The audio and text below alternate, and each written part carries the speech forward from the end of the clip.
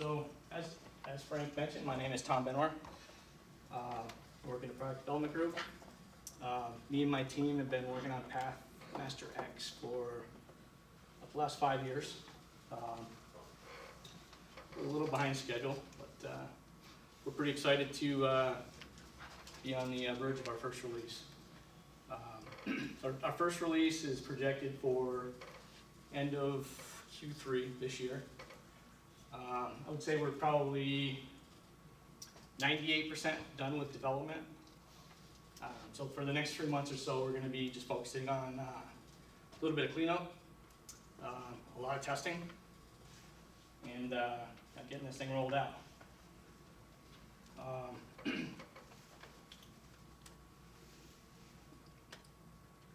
Just wanted to show you guys, this is a little cool graphic that Ryan and I put together. So this basically represents a graphical representation of the source code for this entire project since pretty much the beginning. Other than looking cool, you can kind of take a look and just visualize the complexity over time. Yeah, so this is back, 2018. You can see it just, I'll skip ahead here, but it basically just gets,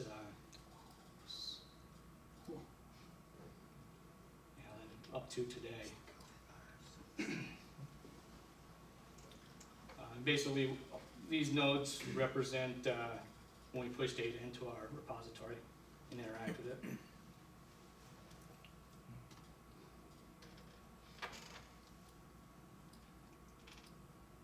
Mostly it just looks cool.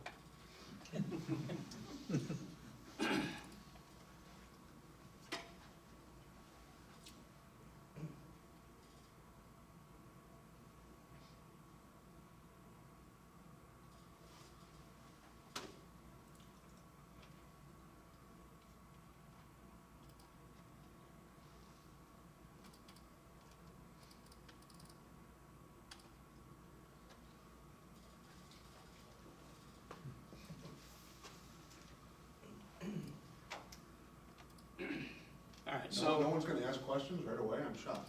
Well, I'm going to get to that. So, Tom, what were some of the goals of this software? as far as questions, what I'm going to suggest, and I'm hoping you guys are on board with this. Let me get through the entirety of walking through the software. I think we do that first and hold the questions off. Yeah. And then can we go back again and start over? We can go back at the end, and I think that will help us elicit the right questions and the That's fine. feedback. Okay. Somewhere in the middle of me saying that I closed the software. I'm just shocked no one had questions on the login procedure in the pin, so that's why I asked. So we'll come back to that later. Yeah. It's like your phone. Yeah.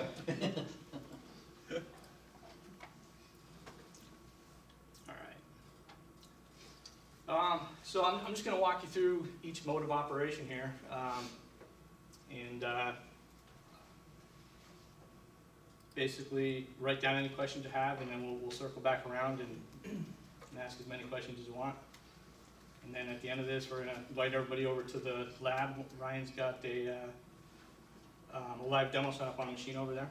Some of the stuff we can simulate here, but a lot of it we can't, obviously, because we're not connected to a robot. So when you start the software up, this is a little bit different than what we do today. Today we land on this sort of soft cycle stop page. That's gone. When you load up this software, it comes right into production mode. We've eliminated.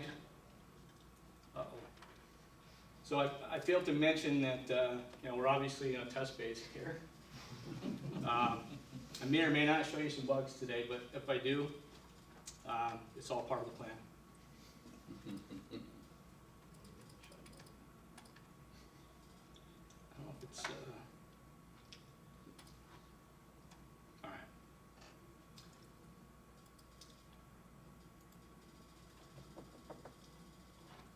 I don't know if it's not liking this projector or what.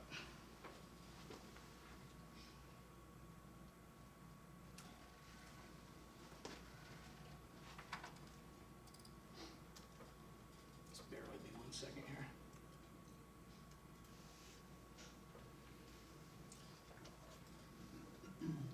the one variable in all this that we were not able to test was that projector. The rest of this pin ran extensively.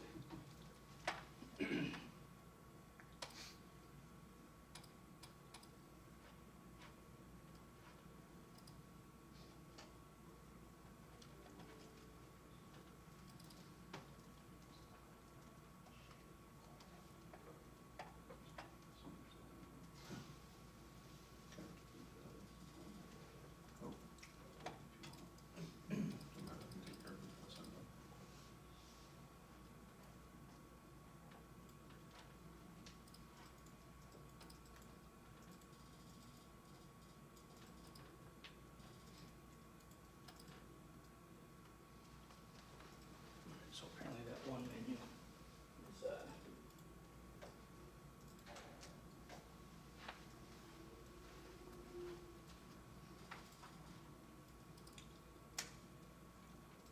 all right, so like I was saying, this software compared to what we have today, it's basically broken down into 3 modes. You got production mode, which obviously is where you run your product. Creation mode, which is where we create our programs, create our products, and create our processes. And then configuration mode, which is the software setup. So when you go into configuration mode in this case, everything's kind of left to right, top to bottom. So across the top here, we have a device menu, machine menu, and application menu. And along the side here, we have all of our devices. So the devices are literally the hardware that is installed on the machine. One of the things we wrestled with a little bit is, so we obviously need to have a fair amount of flexibility in the software configurability. If we put every little tidbit into the software, it would become so overwhelming. It would be very difficult to use. So take camera for example. We use a Gigi camera, which uses GenieCam protocol, which is nothing more than industry standard for communicating with industrial cameras. A typical GenieCam camera probably has somewhere on the order of 100 plus properties that you can set. We probably use on average 4 or 5. So it doesn't make a lot of sense to expose 125 properties when we use 4 or 5. So what we've done is we've simplified it down to the properties we generally use, but we've left a lot of configurability sort of on the back end. So even though in this case we're exposing frame rate, gain, black level, and then we typically have resolution, offset, those types of things. We still have access to every other property that the camera has to offer. Mic is built into the back end of it. The ability to access all those properties from the script. We can also expose those properties to the user through the UI if we need to. So even though we've tried to simplify it a fair amount, we still have all of that power that we need on the back end. It's just a matter of how we access it. So just kind of going through the device list here. I won't get into this too much, but when you're setting up the system, like I was saying, you go left to right. So the first thing you do is set your devices up. So in the case of a barcode, drop down list of available barcodes that we have, barcode readers, I mean.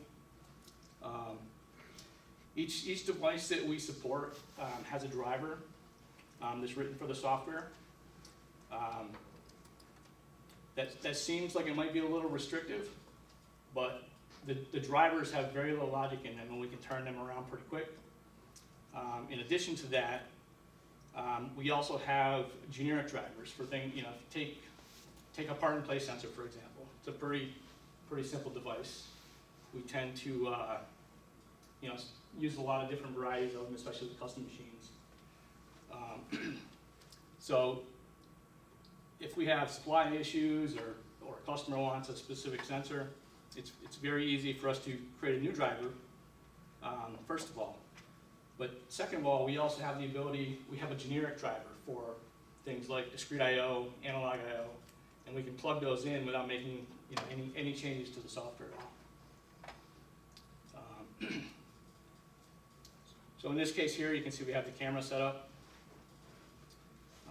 a list of available cameras that we support, some very basic setup parameters that are required. Again, trying to keep it simple, but still maintaining that level of flexibility that we need.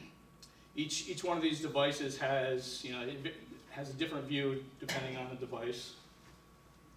In this case, the camera, you know, gives us a live interaction with the camera, allows us to affect the settings.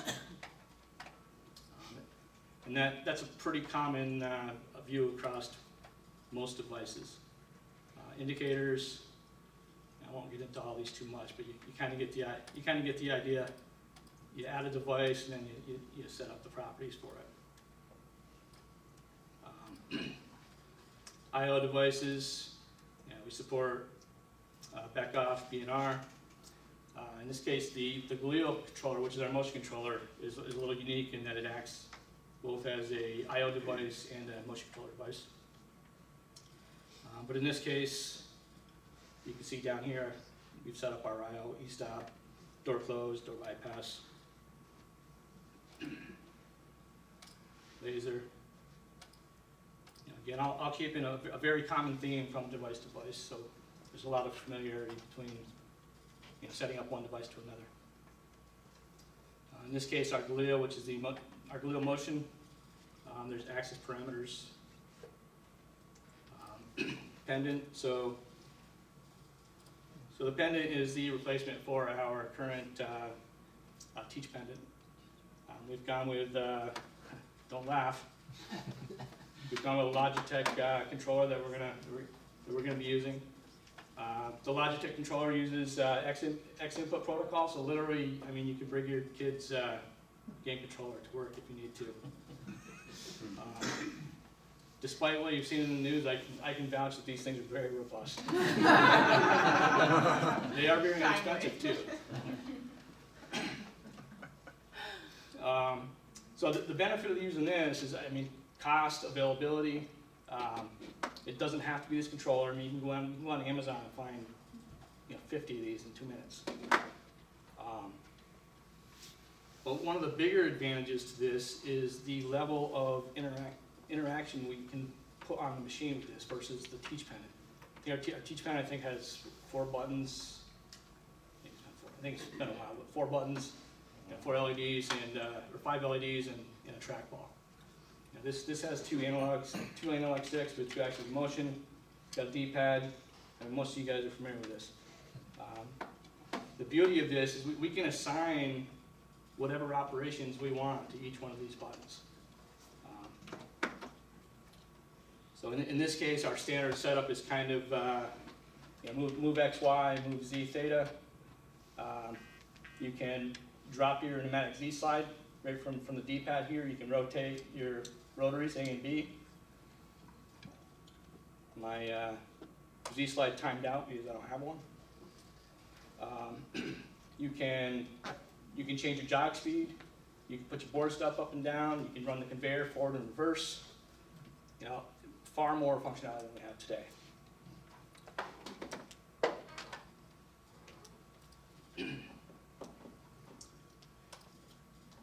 Scale, our Rinstrom scale, which is our platform scale for our fluid tanks, and then gram scales, which most of you probably haven't seen yet.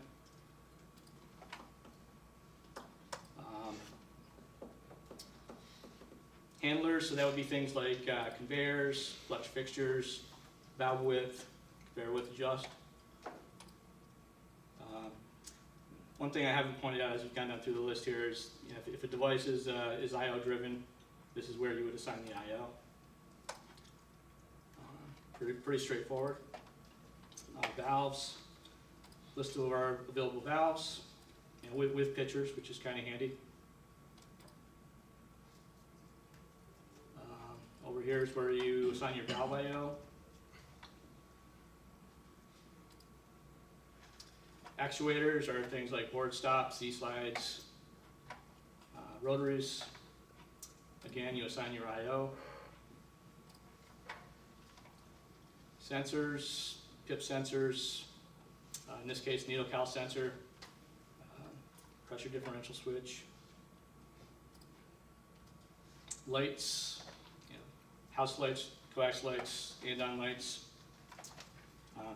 So this page is where you're basically just telling the software what you have for hardware and assigning any basic parameters that the software needs to interact with it, whether it's communication parameters, discrete I/O, things like that. Then moving from left to right, the next thing is the machine tab. So tools, just like we have virtual tools today, this is where we configure our tools. So in the case of the teach tool, you can see that our teach tool is comprised of a camera and a coax light. FCS 300 valve, these are tools, not valves. I gotta use the right terminology. So the FCS 300 tool number 1 is comprised of a valve, a pneumatic Z-slide, and a rotary. And you can see when you add these components to a tool, it automatically generates standard functions down here. So valve on and off, Z-slide up, down, and if you drill into that further, you can see that the up down is a Z-slide up and a Z-slide check. So those are automatically generated, and you can also add custom functions. So if you needed a tool function that turned the valve on, waited a period of time, turned the valve off, something like that. Something that we haven't thought of yet. It's kind of the mindset there. Moving along to vision. So this is our vision setup. So we set up the camera, but we didn't set up the vision. So this is the vision setup page. So right here we have a live view. Off to the right here we have our calibration. So this is where we assign our calibration grid, which allows us to get from camera units to real world units. Overlays. You can have a variety of different overlays. You can create as many as you want. What do I do here?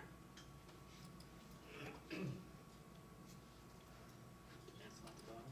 Save it.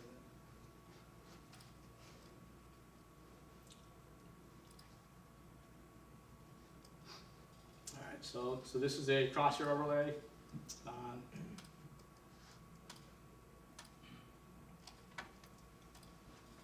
We could add grid, circle, multitude of different overlays.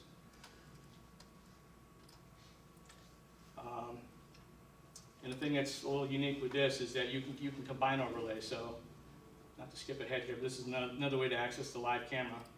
We can combine those overlays. You see here, this is a coarse hash mark, and we can add the fine cross mark to that, or hash mark to it. So if we zoom in, you can see we have a fine and coarse overlay.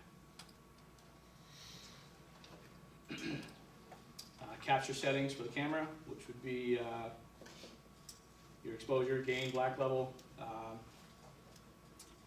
coax light settings, things of that nature. Patterns for doing inspections. In this case, let's see if I'm lined up here.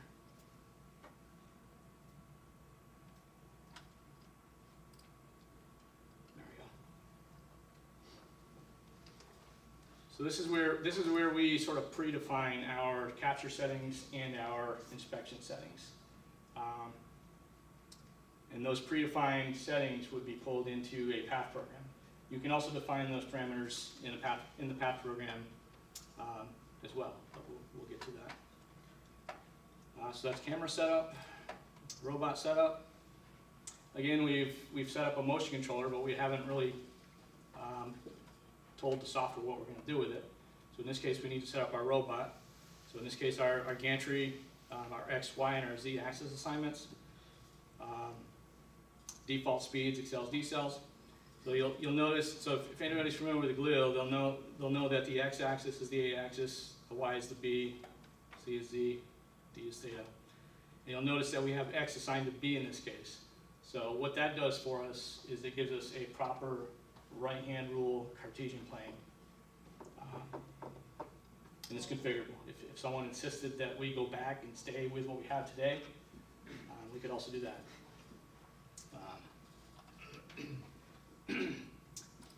So we have to tell the robot what tools are used with it. So in this case, our teach tool, which is generally our camera.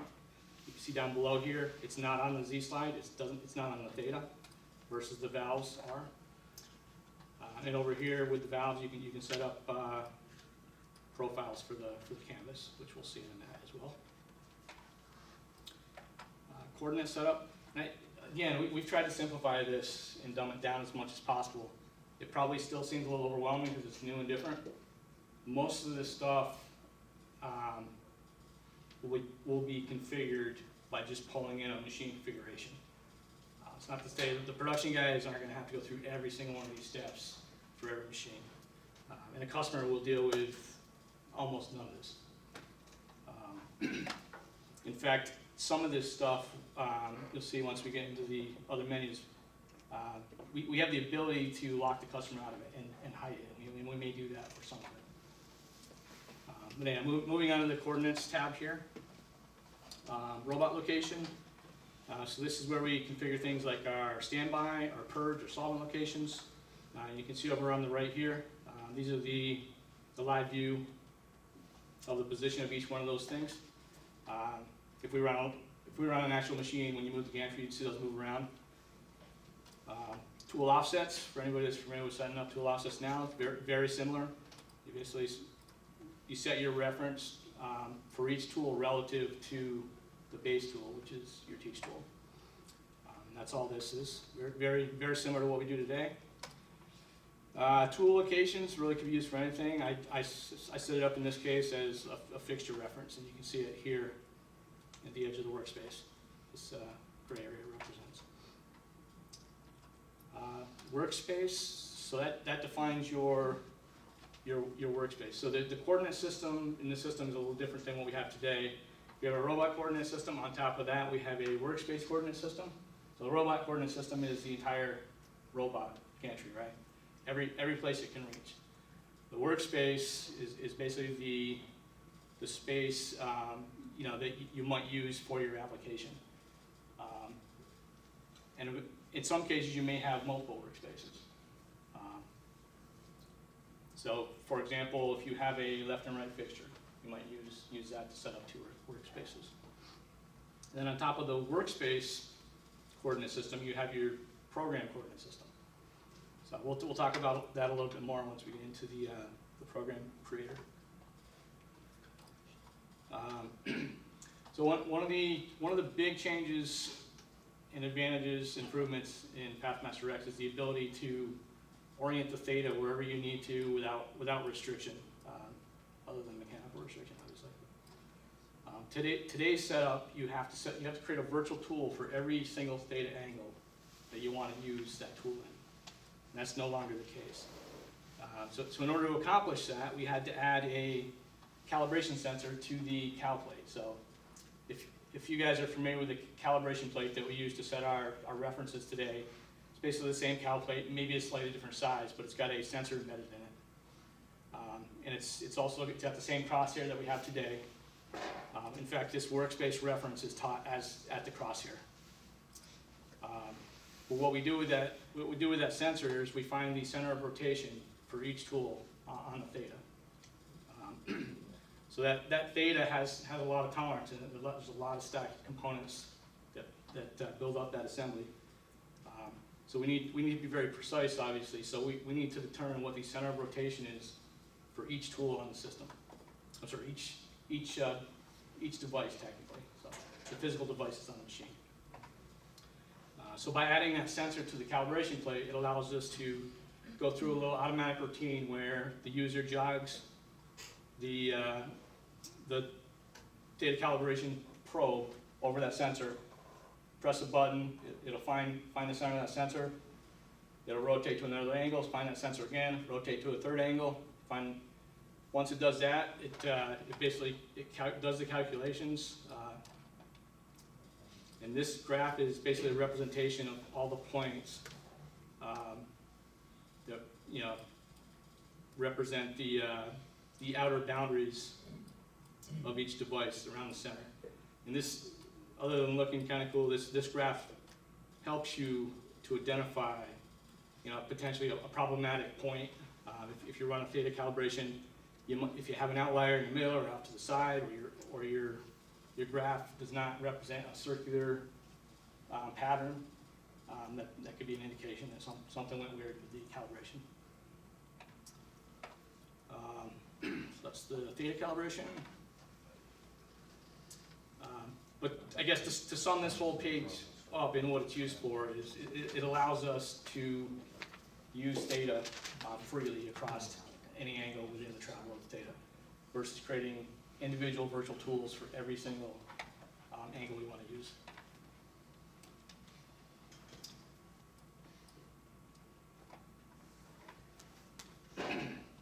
Calibration tab. So needle calibration. So very similar to what we have today. We have a needle calibration unit. We have to basically tell the software where that needle calibration is in space, so within our robot space. And then we have to run a sensor calibration, which is where the robot takes and finds the center of the sensors on that needle cal unit. The reason for that is if you have to take it off for maintenance or whatever, put it back on, chances of you getting it exactly back in the same spot are pretty low. So this is more of a calibration sequence. And this graph represents that cal block. You can see the crosshair here. There's the plane for your Y sensor, plane for your X sensor, and the plane for your plunger. And then off to the right here, you basically you tell the software what tools you want to be able to interact and do a needle cal on. And it also lists out the offsets that it finds. You can also do a needle calibration from this page as well. So anybody that's used our current software knows that once you run through this calibration process, you need to calibrate all the needles. So in this case, you can just select them all, run a calibrate. It'll just go off and do all the tools, and then you're ready to roll. Once that setup process is done, for the needle cal, you can simply go to this. I'll go through this top menu, but the typical way to access this menu or to access needle cal would be from this top menu. But this is more of a setup operation. Application. How am I doing on time here? I'm running along already. We're the last one though, so I can go as long as I want, right? Like 9 o'clock. The good news is I don't even have one single PowerPoint slide. All right, so application, triggers. So triggers is sort of our way of accomplishing a lot of things, but the ones that are user-facing would be things like auto purge, move to standby, move to solvent. In this case, I don't have a robot, so I didn't want my auto purge firing off. So I just have the condition for an auto purge to be set up to 1 million cycles, which we'll never achieve. And then the script that it runs would be the purge script. And you can see in this case, it's only going to run on the production page. Off to the right here, you could add additional pages if you wanted your auto purge to run in creation mode or some sub mode of creation, whether it's process, program, or product. You can add multiple pages as well.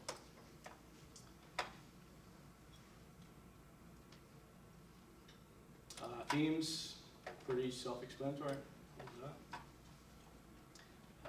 So we have some predefined themes set up here. They take a little bit to load, but there's a drastically different look on it. But and then down here you can obviously you can customize the individual colors as you would expect. To the right here are just examples of what you're going to see as you're customizing the theme. Users, that's not me. So we can define different roles. Different roles can have different permissions. We can customize an individual user's permissions within those roles.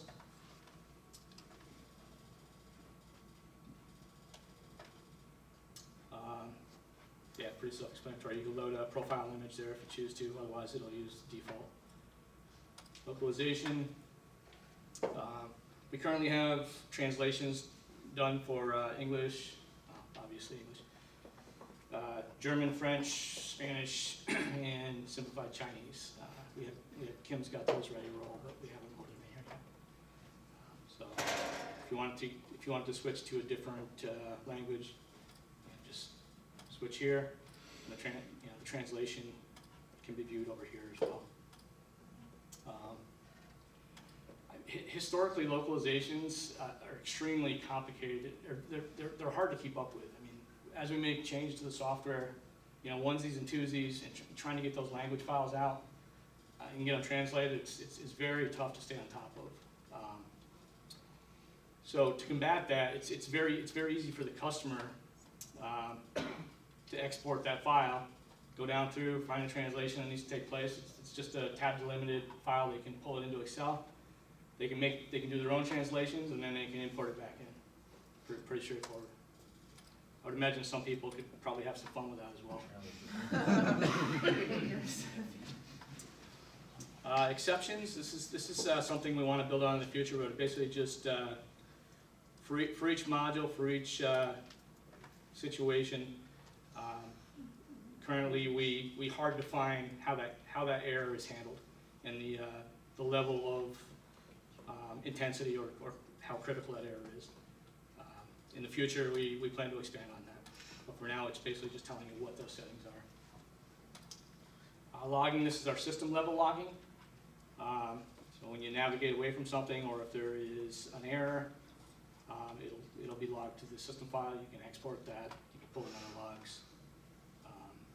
This is, again, system logging, not necessarily process logging. That would be a different type of logging. But I feel like I want to ask people if they have questions, but I've explicitly told you not to ask. We'll wait till the end. All right. System. So system import export. So we can export. I go through and set this machine up. I can export this entire configuration and pull it back in. I can selectively export which components I want to export, and I can selectively choose what I want to import. So if I just want to export my programs, I can check programs. If I just want to export my process, I can just export. And then conversely, you can import, based on that selection as well. Visuals. So animation. I hate animation. Currently, it's on fast, but you kind of see. See the things sliding in and out here. I just want to get right to it, so I usually go none. We'll do that now, actually. We'll leave it on fast. Some people like it. Delete button duration. So, historically, when you go to do something it's destructive, like a delete, there'll be a really annoying pop-up to ask for confirmation. We consider those obsolete, so what we have instead is, I'm trying to think of a good example where I can show this without deleting something I want to keep, but what it is, you press and hold the button for a period of time, and as long as you meet that time, it'll delete. I'll show you that once we get to the program editor, but this is that time. Shutdown button, so this is how you exit the software. Same thing there, that's how long you have to press and hold that button before it'll actually close. Horizontal vertical drag, this is sort of the deadband around dragging items on the canvas. So when I talk about the canvas, we haven't really got into that yet, but that's where we can graphically create our path programs. Bitmap scaling mode, edge mode, those are very complicated things that I don't understand, and you would have to ask Ryan Limbaum. Color selector preset, that's basically just your color palette for when you're setting up your themes. So yeah, these scaling things have to do with the, early on we struggled with performance of the canvas. As you can imagine, you're dragging a ton of things around. Every single pixel, or in this case 20 pixels, you have to constantly refresh. And we ran into some performance issues early on. So some of these things were attempts at improving that performance.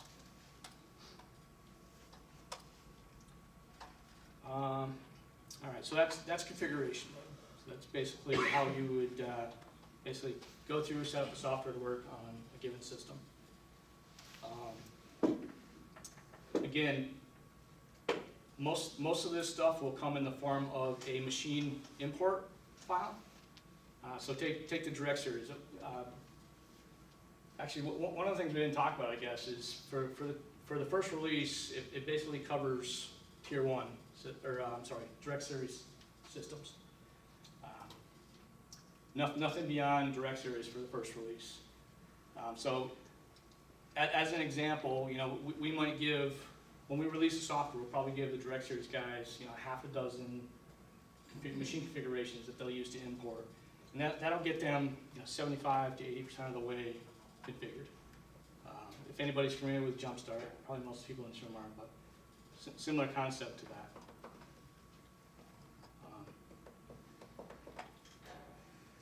So yeah, even though it looks like there's a lot here,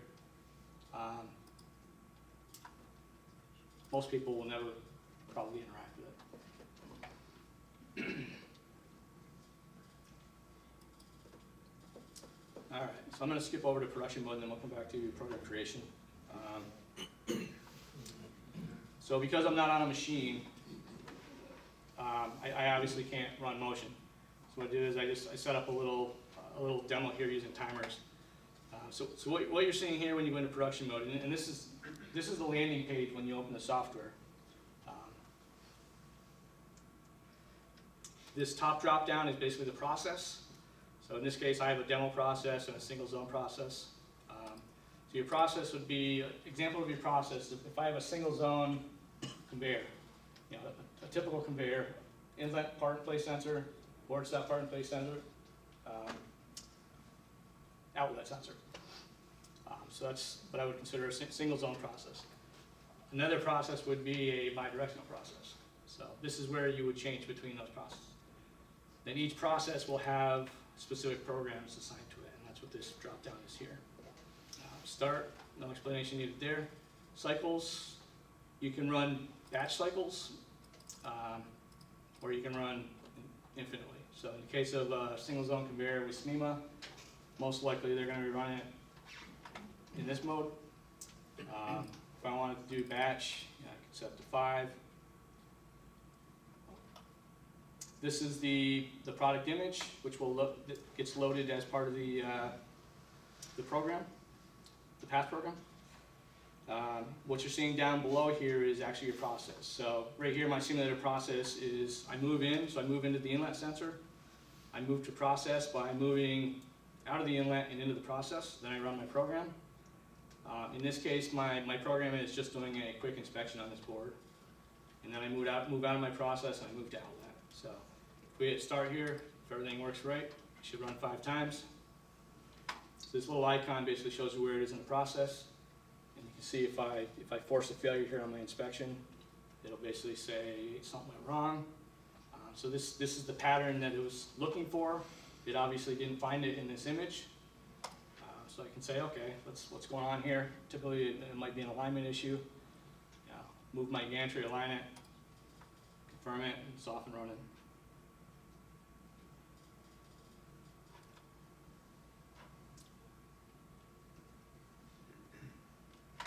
And you can see the batch is building over here on the side. We could hit stop here, and it would finish whatever cycle it's in, and then end before the end of the batch. But you can drill down into these batches by each lane, so you can see how long it took me to move in. So you can see I got a 1-second timer set there to simulate my move in, and then my move to process. This is my inspection program. If I drill into that, you can see I got a simulated fit A and a simulated fit B. And you can go back, look at any one of those. Let me show you what actually.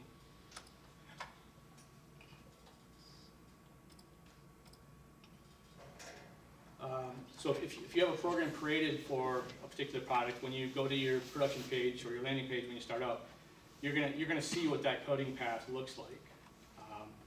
I can't show it here because I'm not a robot, but when this program runs, you'll actually see an indicator follow this real time. Ryan and the guys are going to show you that over in the lab when we're done here.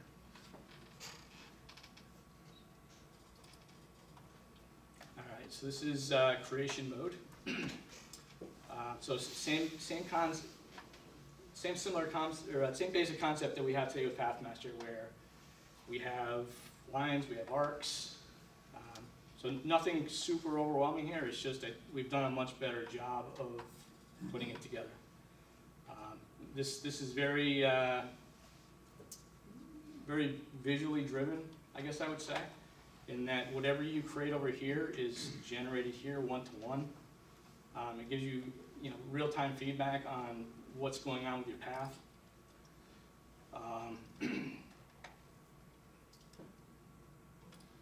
We can edit directly from the canvas.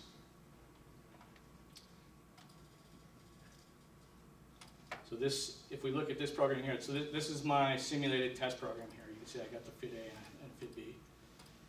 This is just another example program. So I got a line on here. I can, let me just drag another line on here.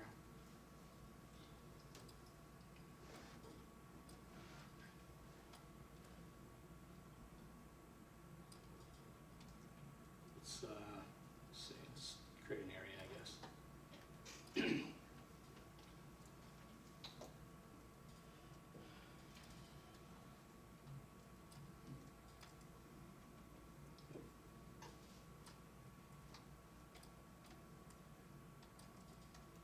So you can resize your area.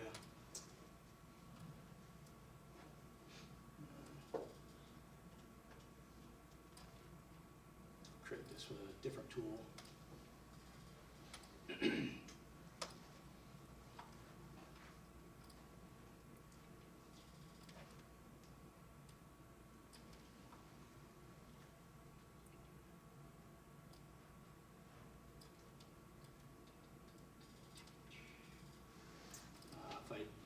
If I climb into my area here, you can see we have different patterns. So this is a typical, I'm sure John Merker has a technical term for this, but Raster. raster, yes. Actually, does the tooltip say raster? No, it says linear. We can change that. So we have serpentine. So if we, close up on this, so you can see here we got kind of the raster or linear going. Change that to serpentine. We can do a spiral in.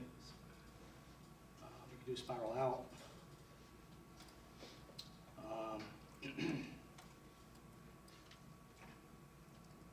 And we can rotate.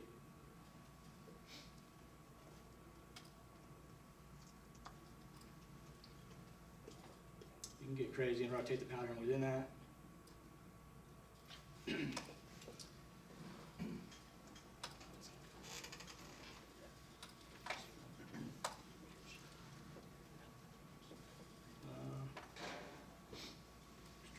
What else we got here that's cool? So this menu takes, once you get used to these functions and what the icons look like, these take up so much real estate. I mean, even with the bigger monitor that we got here, it seems like we never have enough real estate, but one of the things you can do is you can condense that down. We can create filters and things like that to help enhance that. One of the things that's really cool too is, so there's a snap feature. So you can see, as I move around, I can snap back into position.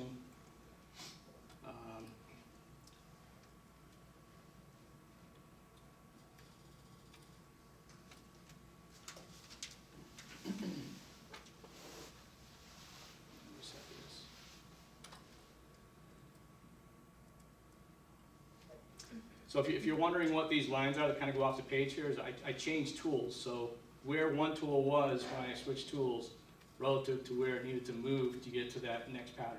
That's what you're seeing here. And this little icon here indicates that there's a tool change in between the patterns.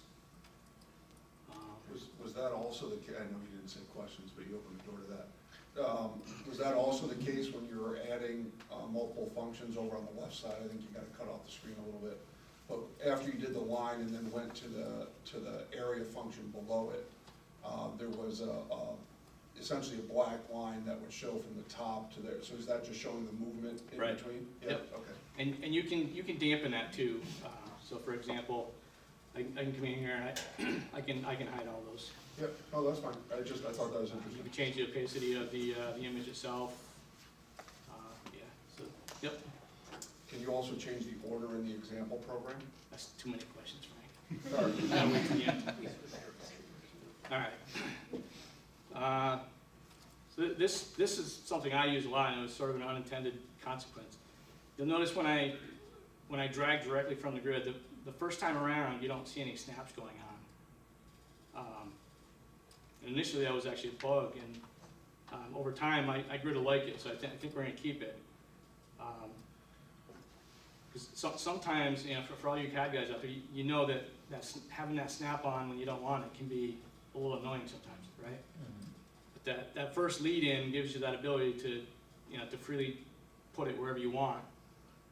So a lot of times what I'll do is I'll come in, you know, with a freeform, and I know I want it someplace, and I'll intentionally leave it off to the side, and then I'll bring it in and snap it into position. And you also have control over the snap here. You can completely disable it. You can change the tolerance. Also, you can change the way we drag. You know, in this case, it only lets me drag vertical, or I'm sorry, horizontal. Vertical, freeform. I'm trying to think of anything else.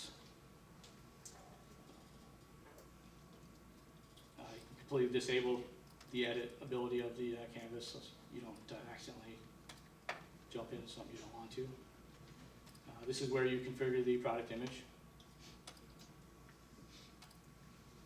This gives you a little bit more information about what's going on with the teaching. This allows me to nudge. You can't see here because it's a very small amount, but if I go 1 millimeter,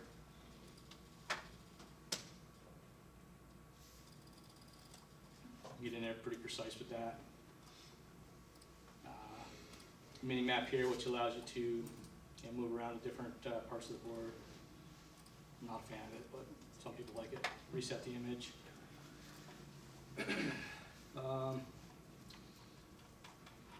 Yeah, that's the path creation. What's up, Mike? Theta positions is another cool feature. Theta And positions? You can update right from the program, right? Oh, the indicator you mean?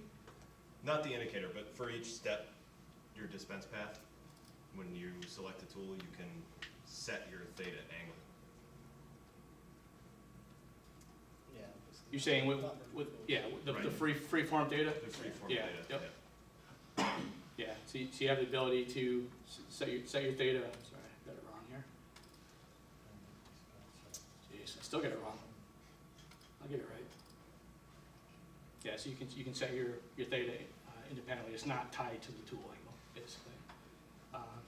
And he actually just reminded me. So this little indicator here kind of shows where that tool is hanging off the end effector in space, if that makes sense. You know what I mean? So the center of this is the center of your theta, and this is pointing to where your tool is on that rack. Angle attack. All right, so user login. So from there, pretty obvious, you can log in as a different user or as an OEM user. This is our execution toolbar. We should call that something different, maybe action menu. So anyhow, this gives you immediate access to things like turning your valve on, putting your Z-slides up, down. You can do that here as well. You can turn your lights on, your camera lights. For anybody that's used our machine vision, they know it's always tough to go find. Not tough to find it, but it's annoying to have to go find that button to turn your coax light on. You got direct access to it here. Again, you can do condensed view. You can also move to your different locations from here.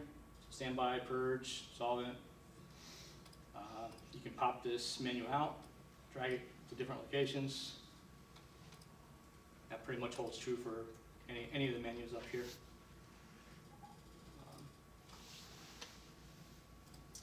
Notifications are done right now, but if my controller failed to connect on startup or something, there would be a notification in here, as well as a notification down in the bottom here. So one of the things we didn't see is, so when I'm changing speeds or something like that, it's gonna tell you what the change is down here. So I'm basically toggling my speed between slow and fast here. It's a little wordy, so we're gonna reduce some of that wording. Really, most people just care that it says fast or slow, right? You can change tools, change from one tool to another.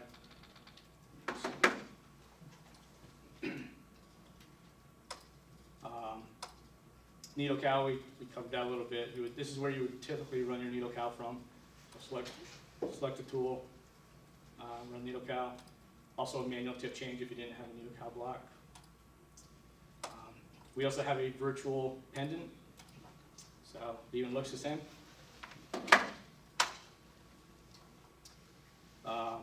So whatever you can do from here, you can pretty much do from here. So I can, which button was it?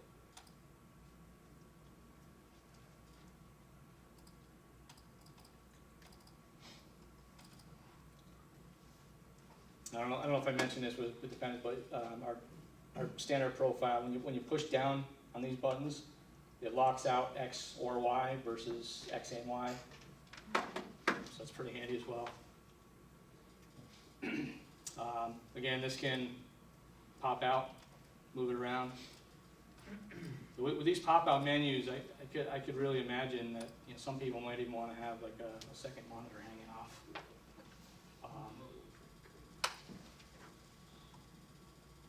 More access to your live video. You can pop that out as well. You can resize it. So especially in the case of the live video, sometimes it's handy to have your video on another monitor. We do that sometimes with bonding machines. But what haven't I covered? Tiles. These are really ugly colors right now, but rest assured they are configurable. But these would be things like your atomeric gauge, trend graph, bar graph, it can be text. Yeah, so a way to display different data points. These can also be popped out.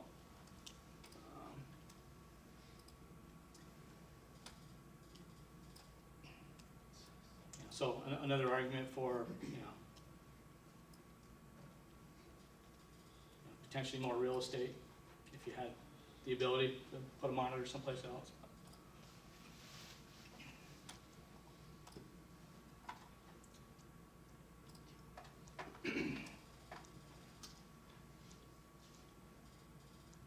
All right.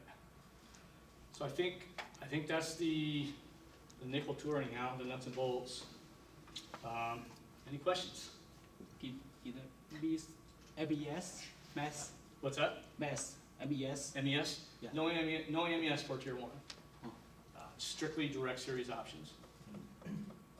After the first release is out, we'll be rolling out additional features to encompass everything we currently have, and we'll put out a schedule for that once the initial release is out. So when we started putting this project together, we realized pretty quickly that the scope of it was large enough where it was going to have to be broken up into multiple releases to get the same functionality that we have in our systems today. So we identified three tiers. The first tier was targeting the direct series systems. We adopted a sort of a agile Scrum development philosophy years ago versus a more traditional water flow approach. And that gives us a lot of flexibility. So even though we mapped out what was going to be in each one of those tiers on day one, pretty much, the agile Scrum gives us the ability to reassess and reprioritize things as needed. Yeah, MES is probably going to be one of the highest priorities after the first release is out. That's pretty much the biggest option that kicks things out of the direct series. So that'll probably be our highest priority after the first release. And I think the original roadmap had MES laid out both in tier 2 and tier 3. And the difference was tier 2 was going to be more of a scripted MES, and then tier 3 was gonna kind of bring the configurability of that out to the user interface. But again, that's, once we get this released, everybody's gotta sit down and we gotta kind of figure out what our priorities are and reevaluate what comes first, what comes second. Mr. Gomez? The format for the uploading the image would be the same as the software we have. Good question. I don't remember what we have today. Is it JPEG? Yeah. So we support what, PNG? Is it just PNG today for PNX? I want to say that works with PNG, TIFF. I think it specifically doesn't work with JPEG. It has a JPEG TIFF. So it's kind of like the same. Yeah. Or you think- I mean, I guess it's similar. it's pretty easy to get from one format to the other anyhow, so.